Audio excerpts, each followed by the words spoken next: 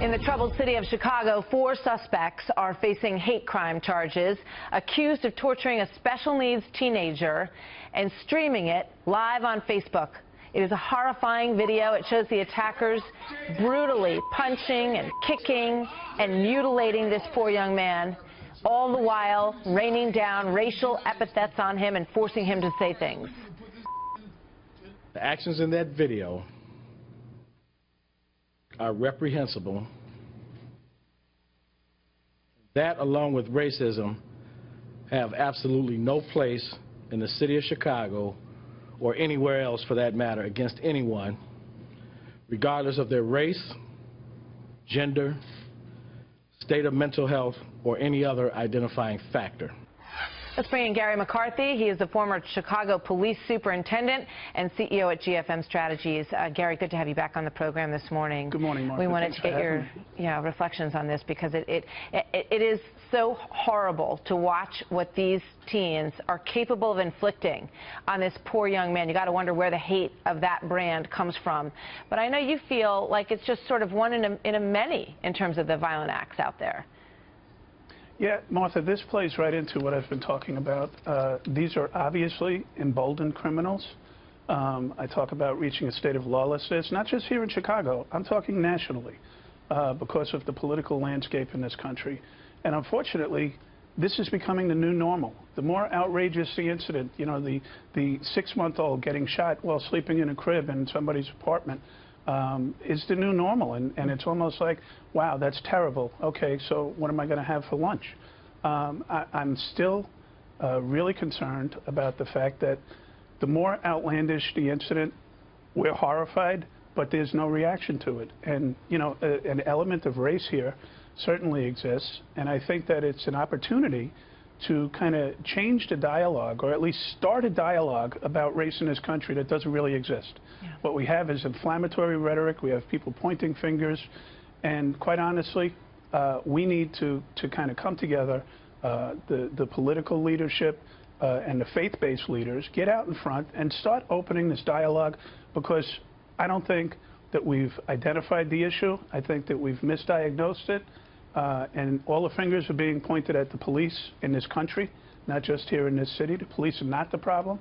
The criminals are the problem. This is an extreme example of it. It presents an opportunity moving forward, and it already looks like it's passing. I mean, we saw the beatings that happened in malls over Christmas, and, you know, these group actions. Social media has given us a window into what happened here, and I guess in a bizarre, awful way, it's good that this video exists because it does show the brutality that some people are capable of. And it's just, I guess the big question is, where does the leadership come from on this issue? Because if you're claiming that this is a new normal in America, I don't think that's an America that any of us want to live in. It's completely uncivil and unacceptable. So where do we start? Where does the leadership come from here? Well, Martha, the way to solve any problem is to first identify what the issue is.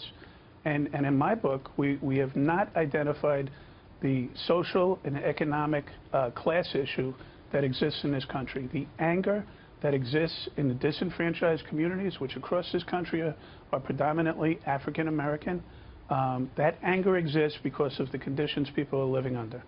And the most forward element of a failed government system is going to be the police, which is where you see all the anger focused on. Yeah. I just want to bump in for 1 second, because I want to show you something President Obama said, and I want to have time to get your reaction to it. Let's play that. Sure.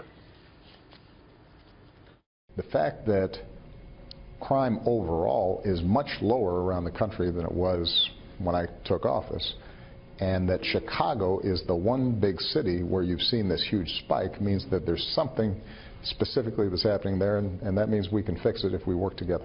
So it's just an isolated problem in Chicago, he says. Absolutely not true in my book.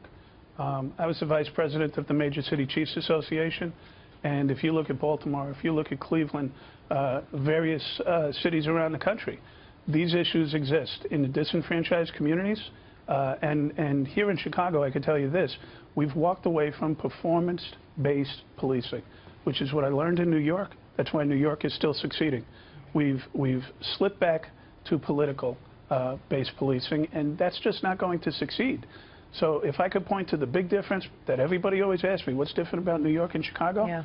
That's the difference right there. And it makes an impact, absolutely, on what's happening on the street, and this is the results that we're seeing. It's an unacceptable situation, and as I said, it's not an Agreed. America that people want to live in, so we got to get to the bottom of it. I know you're trying to do just that. Gary, thank you very much. Good to see you today. Thank you so much, Martha. 9:30.